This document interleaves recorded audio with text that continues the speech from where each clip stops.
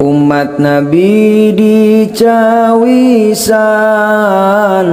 di surga 7 golongan, kahiji jalmi nonoman geto tobat ka pangeran, kadua jalmi berehan sodakoh teu ditembongkeun, katilu nu unggal dinten salat duha didawamkeun, kaopat tukang berjamaah sanajan loba kariweuh, leungit harta henteu nyaah batan tinggal berjamaah.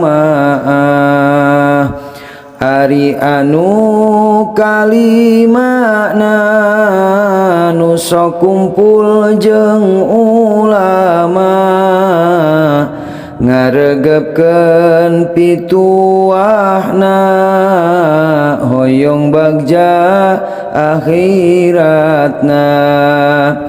Ari anu kagenepna tobat ngucurkeun cisoca, banget izin ku pangeran dosa alit ditaubatan. Ari anu katujuna jalmi anu tarajina, najan nu geulis ngagoda sieun disiksa neraka.